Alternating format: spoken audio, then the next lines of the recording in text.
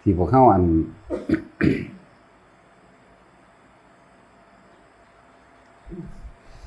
ที่พวกเขาฝึกกันอยู่เดี๋ยวนี้กับภาวนาพุทโธธรรมดาแต่ว่าจุดสังเกตของพวกเขามีจุดอุณาโลมเป็นเครื่องความรู้สึกทางกายเรียกว่าเอาอาการปิติมาร่วมไว้ระหว่างกลางหน้าผากส่งอารมณ์ไปนานเข้มันก็ขึ้นเบิดหน้าผากเลยบัดบ่ว่าแตะกลางบ่ว่าแตะระหว่างกลางคิ้วขึ้นเบิดหน้าผากขึ้นเบิดหัวลงสมองพร้อมคุ้มไปเบิดตัวก็ได้เนี่ยอันพวกเฮานั่นแค่รักษาอาการปิตินั่นไว้ภาวนาไปเดี๋ยวก็ลืมแล้วก็ไปเห็นแนวอื่นเองดอกแต่ว่าอันนั้นคือเกิดจากการรักษาเกิดจากคือมันเป็นเอาเองอันนั้นมันเป็นเอาเองแต่ว่าวันนี้เฮาสิฝึกกสิณแสงสว่างนี่เฮาสิสามารถกำหนดได้เพิ่มเข้ามาอีกจากกำหนดได้บัดนี้ ที่พวกเฮาเป็นอยู่แล้วนี่มันสิได้ยินก็ตามมันสิเห็นก็ตามอาศัยการว่ามันเป็นเองโดยเฮาบ่ได้กำหนดบ่ให้กำหนดเวลาไปต่างมิติต่างนิมิตจังซี่มันให้มันเป็นเอาเองพวกนี้กำหนดบ่ได้แต่ว่าเฮามาเพิ่มกับสินแสงสว่างขึ้นมานี่เฮาสิสามารถกำหนดได้นั่นแหละนี่คือจุดผลดีของมันบัดนี้ได้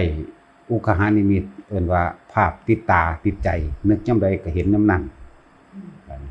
เดี๋ยวมาเสริมของเก่าเฮามันบ่อาจสามารถนึกไปได้เฮาบ่ให้นึกแล้วก็ล่ะของเก่านี่บ่ให้นึกเด้ที่ทุกคนได้อยู่แล้วอาศัยว่าผู้ใดนิ่งกว่ากันผู้นั้นได้เร็วผู้นั้นสงบเร็วเห็นเร็วเป็นเร็วบัดนี้มาจับกสิณแสงสว่างตัวนี้เพิ่มเข้ามาอีกสามารถกำหนดได้บัดนี้มันสิบวกกันมันจะคำว่ากำหนดได้บ่ทีนี้กำหนดภาพซะก่อนกำหนดภาพที่ตาภาพในใจเฮานั่นแหละมันติดตาแล้วอุคหะหรือว่าอุบัติขึ้นแล้วเป็นของที่ติดตาอยู่แล้วติดตาส่งอารมณ์ไปนิดหน่อยภาพมันก็แจ่มใสขึ้นเป็นรูปแสงสว่างทรงกลมแต่ว่าบ่แม่นรูปแต่มันบ่แม่นอันรูปเทียนคือเก่าเด้บ่แม่นไฟเทียนบ่แม่นไฟที่เฮาเพ่งเฮาจ้องเด้ หมายถึงอันเวลามันเป็นแสงสว่างทรงกลมนั่นน่ะมันสิเปลี่ยนจากภาพเก่าที่เฮาจื้อได้รักษาอารมณ์ไปเรื่อยบ่โดนดอกเดี๋ยวก็กลายเป็นแสงสว่างทรงกลมเมื่อเป็นแสงสว่างทรงกลมแล้วออกประกายผึกเมื่อออกประกายผึกแล้วเฮาสามารถที่สิกำหนดได้ว่าให้ภาพนั้นภาพนี้ปรากฏขึ้นมันก็เปลี่ยนไปได้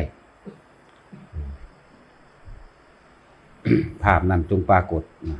มันก็เป็นไปได้บัดนี้คือว่าขอภาพพระจุฬามณีจงปรากฏขอภาพทุสสเจดีย์จงปรากฏจังสิก็ได้ขอว่าอธิษฐานไว้ซะก่อนแล้วจังเข้าไปจังซี่ให้มันได้ซะก่อนเธอจะเพิ่งอธิบายไปมันถึงพากันมั่วเนาะจับภาพได้ซะก่อนกำหนดแบบใดสิบอกอีกที่หลังดอกขอให้ภาพสมมุติว่าเนี่ยเฮาว่าขอให้แสงแห่งใจบุคคลผู้นี้จงปรากฏก็เห็นแล้วล่ะแสงใจจากว่าแสงใจเฮาก็มาเทียบเป็นนิมิตเทียบเคียงบัดแสงหัวใจตาสินหรือภาพหัวใจตาสินออกมาเป็นสีแดงอ่อนๆน้ำล้างเนื้อจังซี่เฮาก็ฮู้จักนี่ยังเป็นมนุษย์ปุถุชนอยู่อยากว่าถ้าแสงของใจออกมาในลักษณะดำๆด่างๆอันก็เลวระย่ำนะมันบ่ได้ยากเด้อันเบิ่งเทียบสีเทียบใจคนถ้าแสงขาวนวลเป็นบุคคลผู้ทรงศีลทรงธรรมบัดนี้ซั่นนวลเหลืองจังซี่ถือว่ามีคุณธรรมสูงขึ้นหรือว่า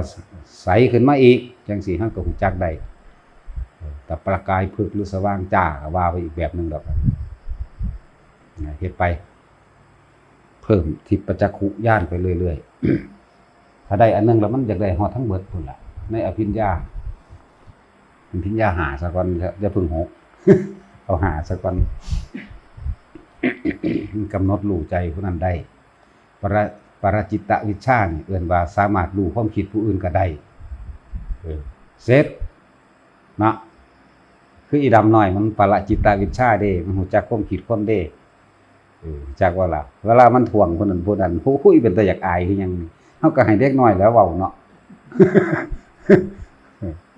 เห็นว่าอย่าใดมึงเบิ่งดูครูสุบันคิดแนวใดมันก็เปียงขึ้นแล้วโอ้โหหลาพอแล้วคิดแนวใดคิดอีหลีนี่ต้องยอมรับเด้แม้ว่าพอครูว่าครับสิตัว2คนบ่ได้เด้มันก็รู้เฮาก็รู้คือกันถ้าเราตัวมาปุ๊บสิโดนหนักกว่าเก่าอีกเปียงเลยแหละมื้อนั้นเจ้าคิดแบบนี้กับผู้ดีว่าจังซั่นอีหลีนี่แหละเว้าหน้าอับอายซำเด้รู้จักบ่ล่ะเฮาสิเว้าแนวหน้าอับอายคือตาจุ้ยฝันเห็นดากอีนั่นอีนี่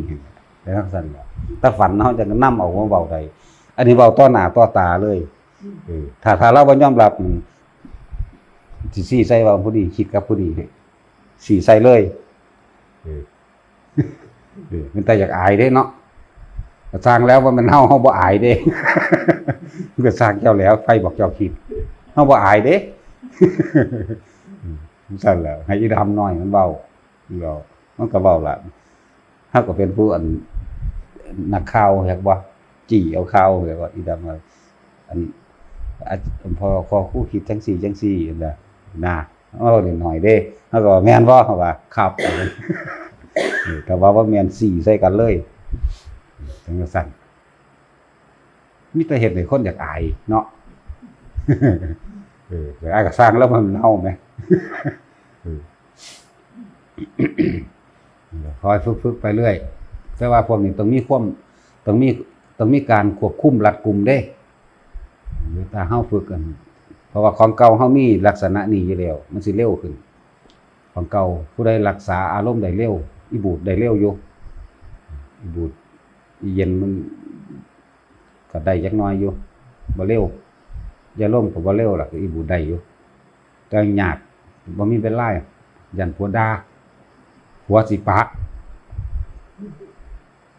บ่ได้ถ้าผัวปานี่เอาอีหายย่อยๆตายละกูหาใส่อีกมีผู้เดียว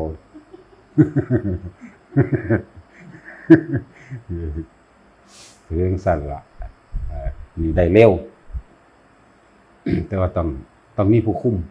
ต้องมีผู้แนะประคองอยู่เรื่อยเด้จังสิได้ของเก่าเขามันเร็วอยู่แล้วมันมีอยู่แล้วแต่ว่าตอนนั้นมันบ่อาจสามารถกำหนดได้ที่เป็นอยู่แล้วนี่คือกำหนดบ่ได้เพราะว่าเฮาบ่ให้กำหนดให้มันเป็นเองโดยธรรมชาติมันเป็นเองโดยที่มันเกิดขึ้นเองแต่ว่าถ้าเฮาได้แสงสว่างตัวนี้แล้วก็สินแสงสว่างตัวนี้แล้วเฮาสิกำหนดบัดนี้กำหนดเบิ่งผู้นั้นผู้นี้เพิ่นก็กำหนดเบิ่งเฮาคือกันทั้งบ่เห็นแสบตาเหลี่ยมตาหัวล้านเพิ่นก็กำหนดมาเบิ่งเฮาเลยเพิ่นเพ่งเบิ่งเฮามากับจ้าเหลี่ยมตาเพราะว่าหยังไฟสะท้อนแสงหัวล้านจักก็ล่ะมันเหลื่อมตาเด้บ่คือหัวล้านตะคูนเด้ตะคูนหัวล้านทั้งเดียวเห็นอยู่เด้หัวล้านนั่นคนละอันกันเด้อันนี้มันจ้าลงมันแสบตาไปเลยแบบคือเบิ่งดวงอาทิตย์นี่เด้ตะคูนมันแค่ล้านซึมๆจักว่าล้านบ่มีแสงคนละเรือนกันกับมันสิเป็นผลดีหลายอย่างไม่ยากดอกต้องเว้าอยู่เดี๋ยวนี้ก็นึกถึงได้เลยได้บ่ทุกสีพอเว้าอยู่นี่เฮ็ดน้อยเฮ็ดใหญ่ก็ได้ตอนเว้าอยู่นี่ก็สามารถเฮ็ดได้นึกได้เฮาเรียนรู้ไปเรื่อยเฮาสิเข้าใจเองคำว่าเข้าฌานบ่แม่นมานั่งหลับตาอย่างเดียวย่างไปย่างมาคุยผู้นั้นผู้นี้ได้ทั้งนั้นนี่แหละจังว่าสิเพิ่มขึ้นเรื่อยๆคือพระโมคคัลลากับพระลักขณาเพิ่นไปบิณฑบาตไปพันผ้าอยู่เป็นห่มผ้านั่นแหละห่มคลุมอยู่ข้างภูเขาคิชกูฏเพิ่นก็เลี้ยวไปเห็นเปรตชิ้นเนื้อแล้วก็ยิ้มขึ้นในมุมปากของเพิ่นพระลักขณะนั้นก็เลยสงสัยว่าเมื่อกี้นี่ท่านยิ้มอีหยังก็เลยว่าปัญหานี่ขอให้ท่านไปถามต่อหน้าพระศาสดานะ ข้างหน้า ถามนั่นแหละบ่เห็นว่าเพิ่นสิไปนั่งรับตาดิล่ะเพิ่นก็พันผ้าเสยหรือเพิ่นก็ยิ้มไปนะคงคุ้มไปแล้วหลังจากบิณฑบาตกลับมาแล้วก็ไปถามต่อหน้าพระศาสดานั่นแหละเรียกว่าท่านโมคคัลลาท่านยังตกข้างคำถามที่ผมสิถามอยู่เรื่องนั้นตอนที่กำลังสิออกบิณฑบาตท่านยิ้มขึ้นเพราะพวกฮู้ว่าท่านยิ้มอีหยังตามธรรมดาแล้วระดับท่านนี่จะต้องมีเหตุจึงยิ้มได้ซะอ๋อผมเห็นเปรตเปรตชิ้นเนื้อลอยไปลอยมาในระหว่างภูเขากว้างใหญ่ถึง12 โยชน์ลอยไปมีตาติดในระหว่างก้อนชิ้นเนื้อนั่นก็มีปากพร้อมไว้ตะห้องมีหอกดาบและล้าวแหลมพุ่งใส่สอดพุ่นสอดพี่สอดปุ๊ดไปปุ๊ดมาเลยพุทธเจ้าก็รับรองขึ้นทันทีว่าดีละโมคคัลลาแม้เฮาคันตถาคตตรัสรู้ใหม่ก็เห็นมาคือกันมื้อนี้ก็เป็นมื้อดีแล้วโมคคัลลาสิเป็นพยานให้เฮาแต่ก่อนถ้าเฮาเห็นถ้าเฮาเว้าแล้วคนอื่นที่เขาบ่เชื่อเขาสิมีการประมาทบุคคลอื่นสิตกนรกลงมากนั่นแหละให้พระโมคคัลลาเป็นพยานยืนยันให้ก็เลยเว้าบุพกรรมในสมัยเปรตตัวนี้ก็เป็นคนขาหมูอยู่ในกรุงราชคฤห์นี่แหละพระเจ้าเว้าก่อนนั้นขาหมู ขาด้วยความเห็นแก่ได้เห็นแก่เงินบ่รู้จักพ่อแล้วก็ขาด้วยวิธีการและทรมานหลายแถมซ้ำมีการโกงขีดตาช่างอีกต่างหากนั่นก็เลยเกิดกลายมาเป็นเปรตจิตสุดท้ายก่อนสิตายเขาเอากระดูกหมูนั่นไปกองกันไว้คือซุมื้อนั่นเขาจะต้องเอากระดูกหมูไปกองไว้หม้องหันหม้องนี้กองไว้เป็นบันเทิงเทินทึกไว้นั่นแหละก่อนที่จะตายเขาป่วยเขาคิดถึงตักภาพกระดูกกองกระดูกหมูถึงกองกระดูกหมูว่าซั่นหลังจากนั้นฟึบเข้าไปแล้วลงนรกตกนรกอยู่โดนเติบเด้บ่แม่นน้อยๆเด้จังมากลายเป็นเปรตคือต้องเรียงลำดับขึ้นมาบ่แม่นตายปึ๊บเป็นเปรตปึ๊บเด้กรรมอันหนักมีอยู่รู้จักกันล่ะลงไปใส่ตัวนั้นซะก่อนจังปีนขึ้นมานี่ก่อนพระพุทธเจ้าเฮาสิเกิดขึ้นซะด้วยซ้ำไปนะเปรตตัวนี้ก่อนพระพุทธเจ้าแปลว่าอยู่ในเมืองราชคฤห์เป็นชายขาหมูจังซั่นมื้อใหม่มาเพิ่นก็เห็นอีกเรื่อยๆนั่นแหละแต่ว่าเพิ่นบ่ทันเว้าเปรตกาก็ไปน้ำกันแหละครับพระลักษณะคือเก่าแหละพระโมคคัลลากับพระลักษณะไปน้ำกันเป็นเห็นกาโฉบไปโฉบมามีนกกระลุ่มมีเกียวมีลูกธนูหอกไฟแล้วก็นกกระลุ่มแห้งตามจิกแล้วก็ห้องอยู่จังสั่นห้องวากจังสั่นเพิ่นก็ยิ้มขึ้นคือเก่านั่นแหละก็เลยว่าปัญหานี่ขอให้ไปถามต่อหน้าพระศาสดาเถอะว่าคือเก่านั่นแหละ แบบนี้พระลักษณะก็ถามตรงต่อพระพุทธเจ้าเลยว่าท่านโมคคัลลายิ้มขึ้นในระหว่างทำการเดินบิณฑบาตอยู่บ่ฮู้ว่ามีเหตุอันใดพระเจ้าข้าถามพุทธเจ้าเลยเด้เธอเห็นจังสันจริงบ่โมคคัลลาซั่นจริงพระเจ้าข้าบอกจริงพระเจ้าข้าซั่นไหนเธอลองเว้าเบิ่งดูเพิ่นก็เว้าให้ฟังแบบนั้นก็เป็นกาบากใหญ่12 โยชน์ความยาวของมันมีลิ้นยาวลิ้นก็ยาวหัวก็ใหญ่โตก็ยาวใหญ่รวมแล้วใน12 โยชน์ล่ะ ลิ้นของกานั่นก็ยาวอยู่วาง7 โยชน์บวกกันแล้วหัวก็ใหญ่นักดีละโมคคัลลาแม้เราตถาคตก็เห็นเช่นนั้นเหมือนกันเพิ่นก็เลยเว้าเรื่องบุพกรรมของกานั่นกาตัวนี้ในครั้งสมัยพระพุทธเจ้าพุทธกัสสปะบุคคลทั้งหลายได้ฟังธรรมของพระพุทธกัสสปะแล้วในมื้อใหม่ก็เลยพากันจัดเตรียมอาหารไว้เพื่อสิมาจังหันบอกง่ายๆเพื่อสิมาจังหัน เฮ็ดพวกเขาก็สวยยาคู่อีหยังไว้เรียบร้อยแล้วก็รับบาตรของพระศาสดามาแต่ว่าอาหารนั้นบ่ทันได้ตกถึงหมู่สงฆ์เด้แต่ว่าตั้งจิตเจตนาเอาไว้แล้วว่าสิไว้ถวายพระสงฆ์และมีพระพุทธเจ้าเป็นประธานกาตัวนี้ ก็อาศัยอยู่ในโรงครัววัดนั่นแหละโฉบลงมาคือมาหยุมกินกินอาหารที่สิไปถวายสงฆ์ทั้งที่บ่ท่านถวายสงฆ์เห็นบ่ล่ะบ่ท่านได้ถวายสงฆ์เด้นี่แต่กากินเข้าไป3 ค่ำกินงูม่ามเข้าไปถึง3 ค่ำด้วยเหตุอันนั้นหลังจากตายแล้วไปตกนรกอยู่ถึงแสนปีคือสิเป็นแสนปีนรกนั่นแหละตกมาสมัยนี้ตกนรกก่อนเด้อจังขึ้นมาเป็นเปรตในสมัยนี้ก็เลยเปรตกา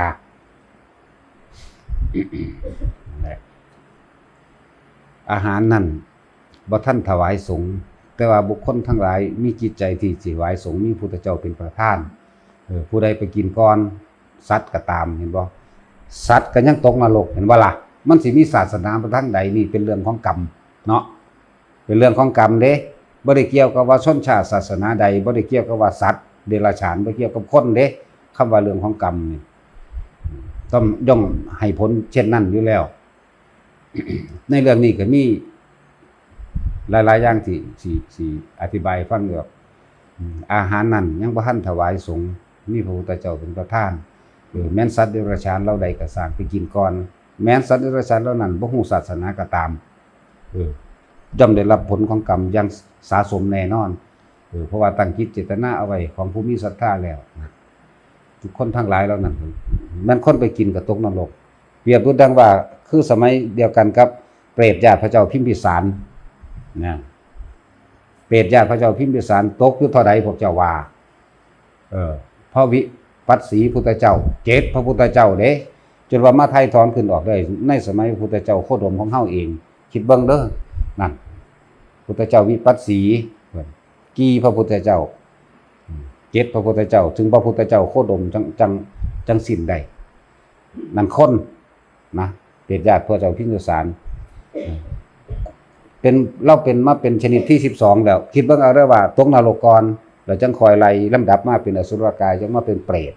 กว่าสิถึงเปรตชนิดที่12มันพอแห้งอยู่เลยที่สามารถรับบุญจากการให้ทานของญาติได้นั่นคือมนุษย์บันิสัพบันิกากามันมีศาสนามันทางใดหมามันมีศาสนามันทางใดแต่มันกินของสงฆ์ก่อนก็เป็นอันว่านรกคือกันอย่างซั่นทุกพวกเฮากับท่านน่ะก็มีพุทธเจ้าเป็นประธานคือเก่าล่ะแม่นเพิ่นบ่อยู่กับสร้างเพิ่นก็อยู่นี่แหละเนี่ย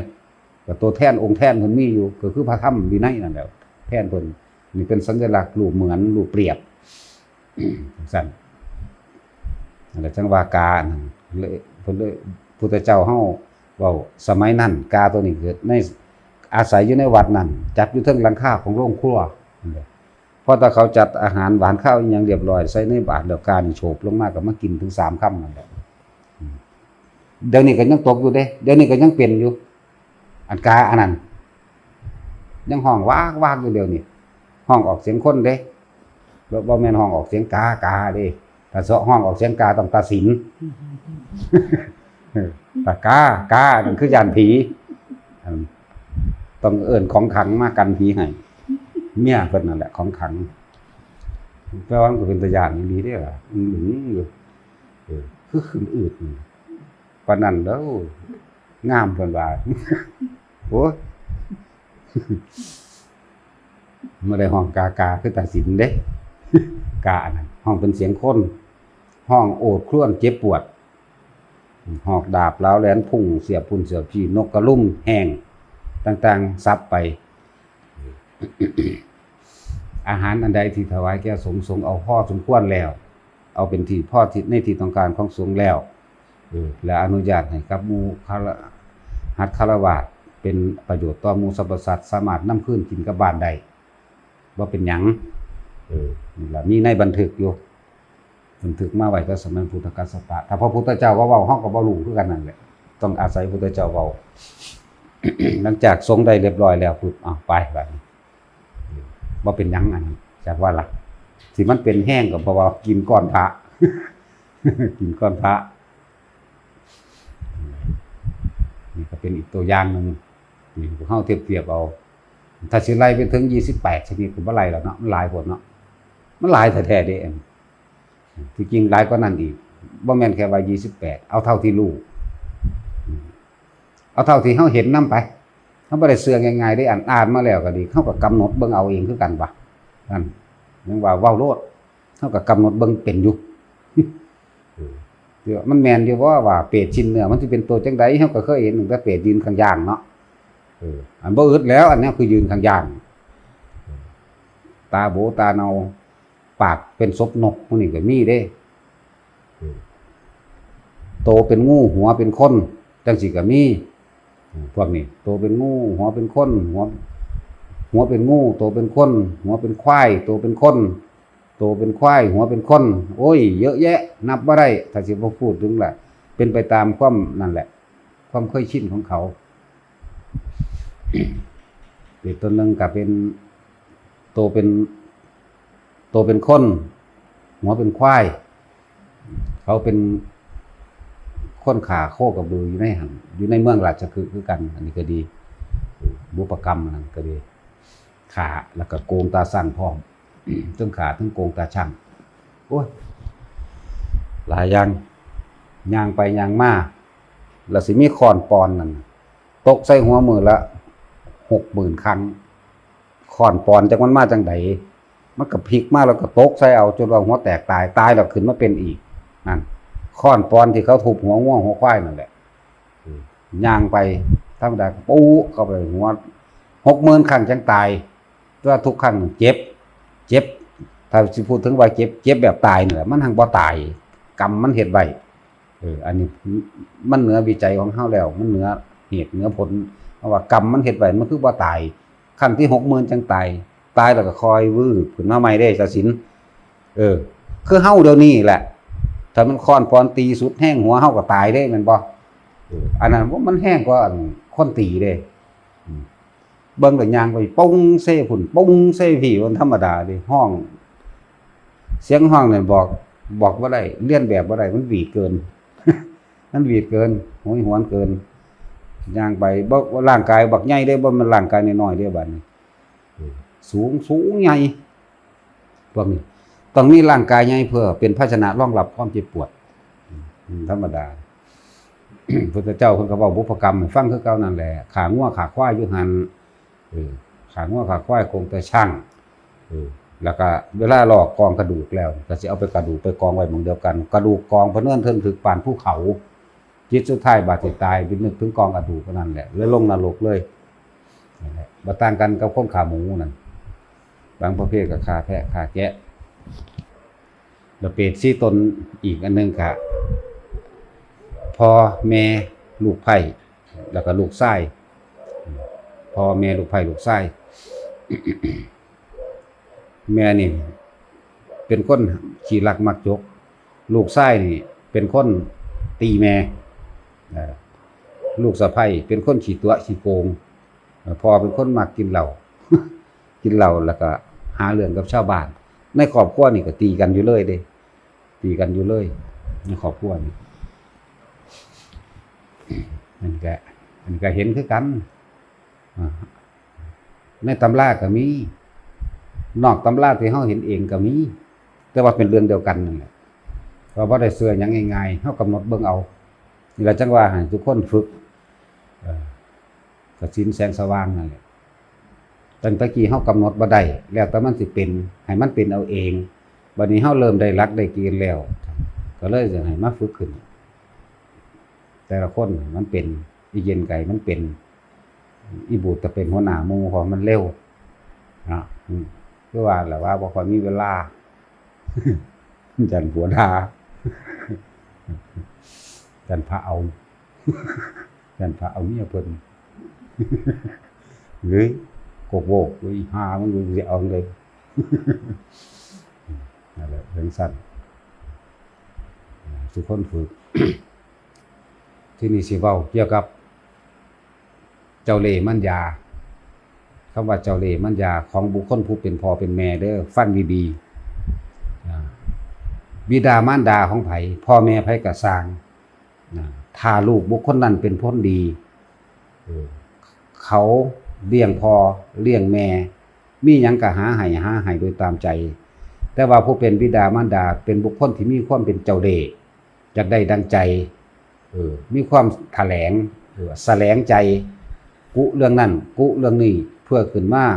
เว้าให้ลูกเกิดความกังวลมนหมองใจเกิดความทุกข์ใจบีบรั้นฟันแทงลูกอยู่เลย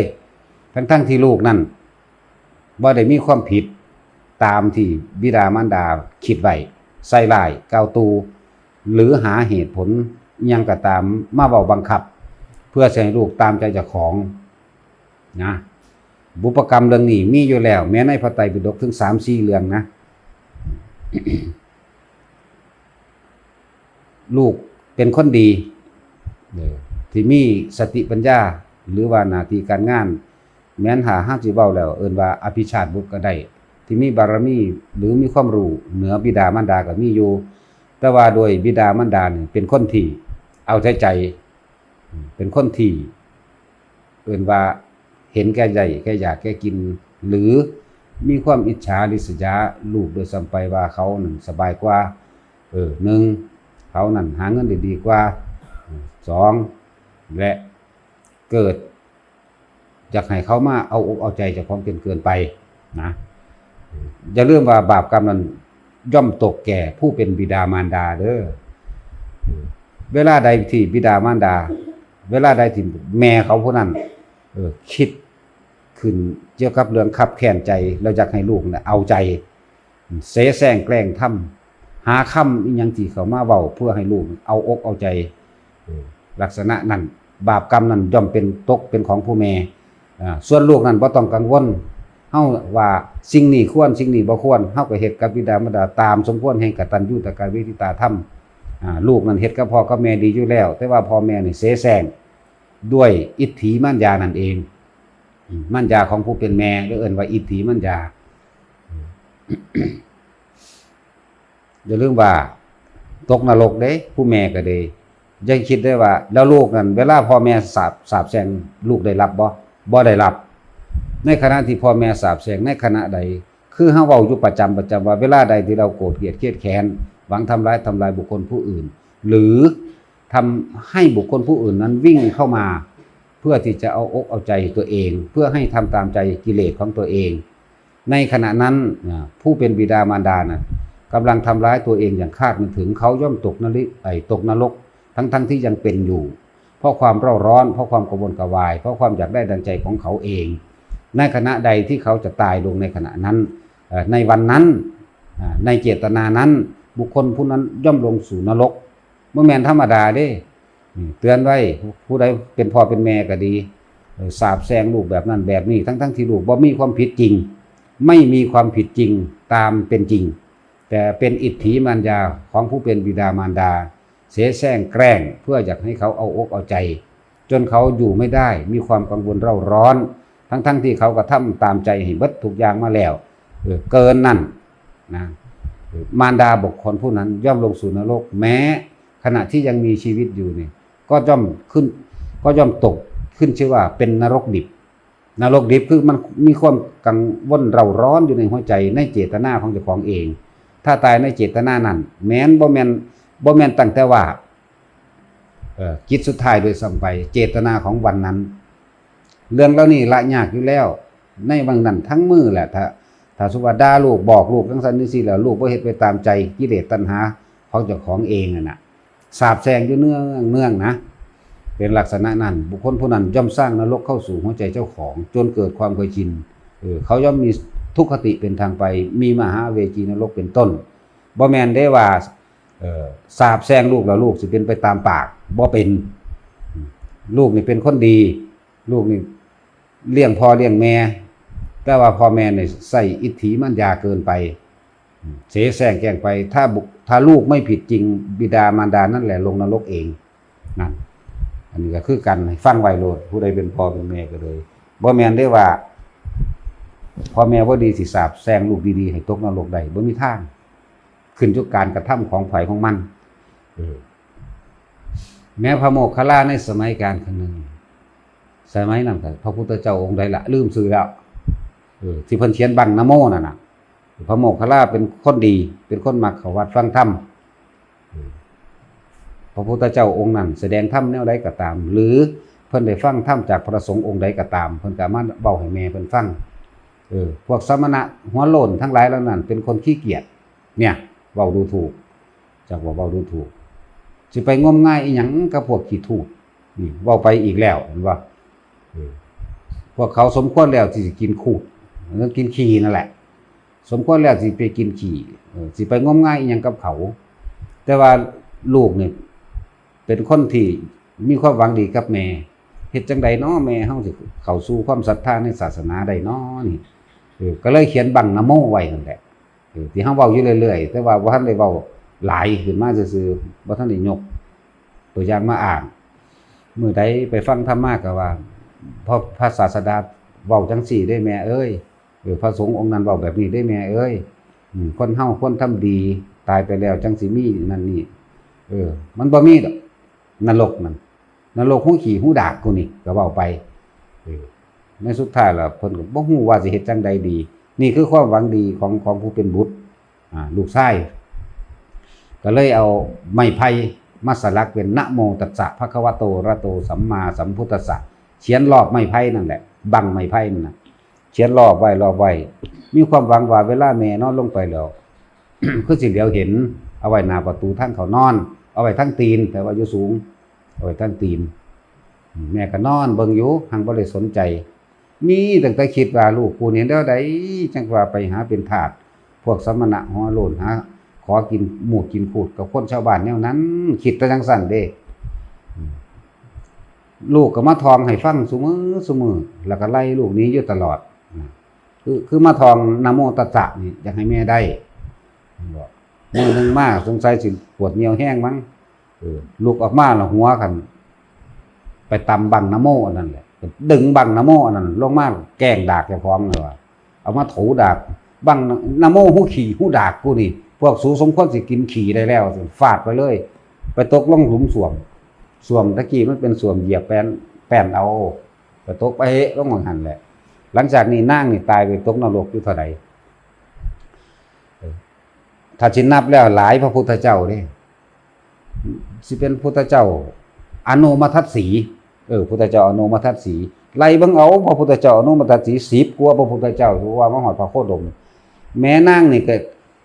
จากมหาอเวจีเท่าใดกลับนะกลับเด้บ่แม่นน้อยๆเด้กลับจนว่ามาถึงพระพุทธเจ้าโคดมเฮาเนี่ยจังมาเป็นเปรตมูดเปรตคูดนรกมูดนรกคูดเองที่ว่ากันเฮาเทียบซื่อๆดอกว่าเป็นคือนอนอยู่ในสวมมันบ่แม่นแบบนั้นเด้เป็นคนคักๆนี่แหละร่างกายนี่ก็เป็นเปื่อยๆแล้วก็ความเผ็ดแสบร้อนในมูดกองขี้นั่นแหละขี้เน่าอันนั้นน่ะลอยทุกป่องอยู่นั่นน่ะทั้งกลืนกินทั้งแซ่อยู่ในหั่นเด้อธรรมดาทั้งกลืนกินอันนั้นเข้าไปขี้นั่นน่ะขี้เน่านั่นถึงสั่นทั้งกลืนกินทั้งลอยอยู่ในหั่นเผ็ดแสบอยู่จังสั่นนี่พ้นจากมหาเวจีขึ้นมาสะก่อนได้นี่มันจะกลับหรอจากพระพุทธเจ้าอนุปตัสสีสัมมาสัมพุทธเจ้าจนว่าฮอดพระพุทธโคดมเฮานี่มันเท่าใดกลับเด้บ่ได้น้อยเด่นนี่แหละจังว่ามันมีเหตุมาว่าพระโมคคัลลาดับไฟนรกซอยแม่อันนี้มันเชื่อมโยงกันเลยบอกมาให้มันเชื่อมโยงกันซื่อๆนี่แหละแม่ก็ตกนรกในมหาอเวจีนั่นแม่ตกนรกในมหาอเวจีบิณฑบาตได้ไปให้แม่กินดับไฟนรกก่อนพอตาเอามือไปแตะลงในปากบาตรเท่านั้นไหม้บึ๊บนี่ฮ้อนคือเก่าบ่อาจสามารถช่วยได้นี่แม้กระทั่งแม่ผู้อยู่ในคูตะนรกอันนี้คูตะนรกนี่คูดขี้เน่ามันสิเทียบว่าจังไดพวกเจ้าบ่เคยเห็นก็เลยว่าจังไดมันสิเทียบกับใจขี้เน่าซะไปขี้เน่าเผ็ดแสบโอ้ยบ่ต้องห่วงสารพัดอยู่ในหั่นสารพัดในความเจ็บปวดอยู่ในอันนรกตัวนั้นนั่นแหละพระโมคคัลลาไปเห็นแล้วปุ๊บโอ้ยลูกเอ้ยแม่สุขสบายดีนั่นเห็นบอกความบ่รู้มาอยู่นำแม่พุ่นน่ะจื้อกันได้คือเก่านี่สายใยแห่งแม่เห็นบ่แม่นธรรมดาเด้สายใยแห่งแม่สุขสบายดีแล้วทั้งลูกสลดสังเวชใจนะเกิดความสลดสังเวชใจเพิ่นก็เลยระลึกนึกถึงว่าสมัยบังนะโมล่ะบังนะโมหูกี่หูดากนั่นล่ะนี่เอาบังนะโมมาแกล้งดากฟาดลงมาเพิ่นระลึกกลับไปถึงเพิ่นนี่คือบุพกรรมของผู้เป็นแม่เฮ็ดมาลักษณะนั้น จังได๋ก็คือว่าพวกเฮามันก็เป็นรุ่นพ่อรุ่นแม่รุ่นปู่ไปแล้วล่ะรุ่นย่าไปแล้วบัดนี้เนาะถ้าบุตรธิดา ลูกชายลูกสาวผู้ใดก็ตามไม่ผิดจริงตามที่บิดามารดาสาปแช่งบาปนั้นย่อมตกแก่ผู้เป็นบิดามารดาเสียเองเด้เขาย่อมอยู่ในนรกดิบนรกดิบคือกำลังก่อฟืนก่อไฟเข้ากับตัวเองได้ความอิทธิมัญญาเสแสร้งแกล้งเพื่อที่จะให้บุตรธิดานี่มาเอาใจตัวเองนะเสแสร้งแกล้งป่วยมั่งพูดกระทบกระทั่งกระแทกมั่งหลายอะไรอย่างเพื่อที่จะให้เขามาเอาใจของตัวเองบิดามารดาบอกของบุคคลพวกนั้นในขณะนั้นกำลังก่อทุกขติภพเข้าสู่หัวใจตัวเองแต่ตัวเองไม่รู้ถ้าเขาตายในเมื่อนั้นก็ลงนรกแน่นอนเลยไม่ต้องห่วงบ่แม่นได้ว่าเครียดให้ลูกสาปแซงลูกจังสันจังสี่ว่าลูกสิตกนรกบ่แม่นให้คิดบ้างดีๆตามควา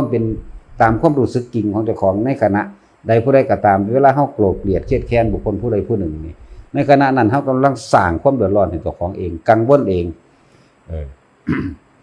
บัดนี้พวกมีอิทธิมัญญาทั้งหลายเนาะ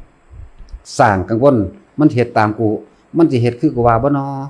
จังซี่อย่าลืมได้กังวลตัวนี้ลงนรกเบิดทำท่าเสแสร้งแกล้งออกไปแบบนั้นแบบนี้แล้วแล้วก็ซ่อมเบิ่งเฮ็ดตาซ่อนแล่นซ่อมเบิ่งได้บัดนี้นั่นนี่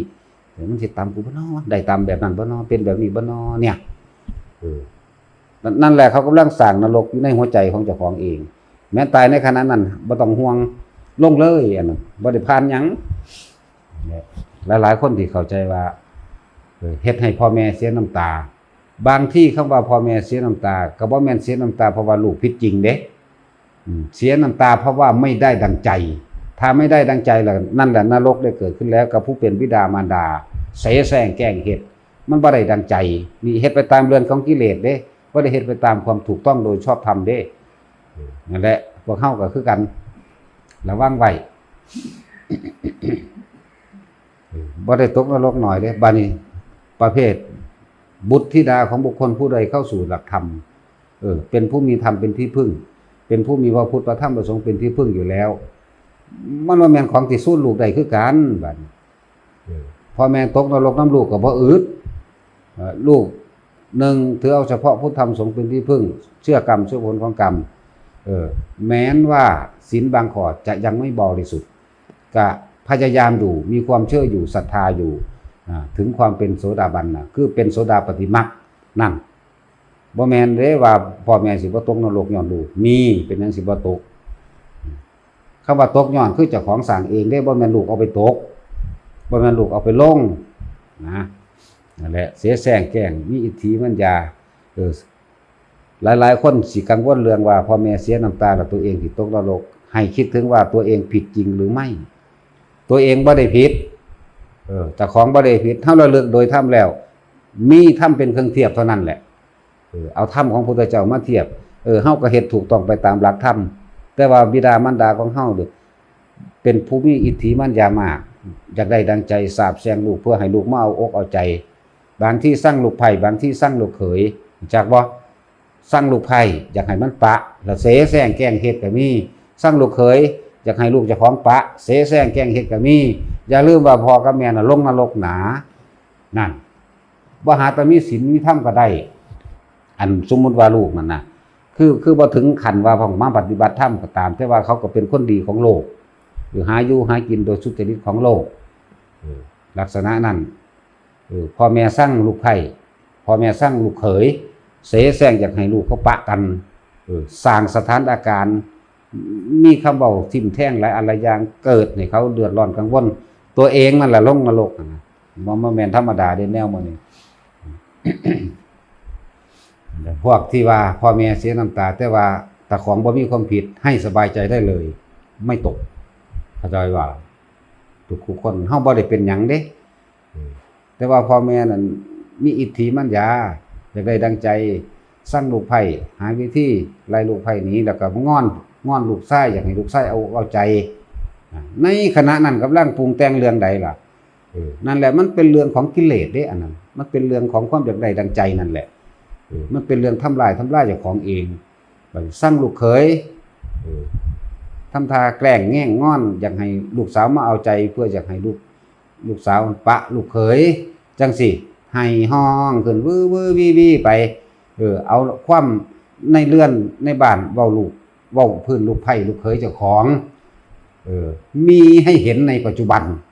หรืออดีตก็มีคือกันแม่นว่าพวกเจ้าว่าสิมีหยังเว้าพื้นลูกไผ่เว้าพื้นลูกเขยอยากให้เขาปะกันบางทีก็เสแสร้งให้จังซั่นจังซี่แม่นว่าล่ะอย่าลืมเด้พ่อกับแม่ลงนรกนะแบบนั้นจำไว้เลยพวกเฮามันเป็นเรื่องของกิเลสเป็นเรื่องของตัณหามันเป็นเรื่องของอุปทานเด้อันนั้นน่ะบ่ได้แม่นเรื่องของกตัญญูหรือบ่กตัญญูเด้อันแนวจังซั่นลูกมีความกตัญญูดีอยู่รักบิดามารดาอยู่ดุจดังเก่านั่นแหละแต่ว่าพ่อแม่เนี่ยโศกเศร้าเสแสร้งด้วยอิทธิมัญญานั่นแหละจังว่าพวกเฮาก็ระวังไว้จะไปหาเฮ็ดมันก็แค่นั้นล่ะโลกอันนี้สิมีแม่มีหยังมีแต่ทุกข์กับทุกข์กันแหละเนาะเบียงสั่นได้ขอดกันเลยแล้วต้องไผคิดจังไดเป็นจังไดเด้นั่นแหละที่เว้าว่าสิมีหยังเดี๋ยวก็เว้าพื้นลูกไผ่เจ้าของเว้าพื้นลูกเคยเจ้าของย่องผู้อื่นมาเทียบเขาเห็นบ่ล่ะเห็นบ่หันเขานั่นผัวมันคือดีคักแท้เมียมันคือดีคักแท้นั่น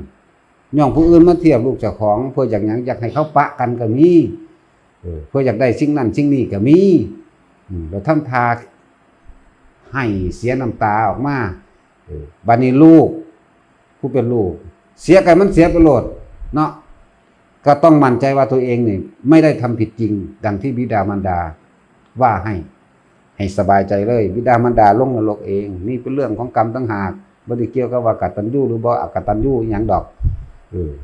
อย่าลืมได้บิดามารดาก็มีเจ้าเล่ห์มันยาเพราะความอยากได้ดังใจของตนคือกันลงนรกหนาบ่หาถึงถ้ำดอกแนวจังซี่แต่เขาบ่ผิดจริงก็เป็นว่าแต่ว่าถ้าลูกผิดจริงแต่บิดามารดาเป็นผู้มีความรักปรารถนาหวังดีส่งลูกเรียนเนาะส่งลูกเรียนลูกไปเรียนกรุงเทพแต่ว่ามันบ่ไปเรียนหรอกมันไปหากินเหล้าเมายาพวกผู้หญิงก็กินเหล้าเมายาเที่ยวครับเที่ยวบาร์เทคจังซี่ก็เที่ยวมาขอเงินตาพ่อตาแม่พ่อแม่ก็มีความหวังว่าก็ยกลูกไปอวดไปอ้างอยู่ว่าอีนางหรือว่าบักนาง บักห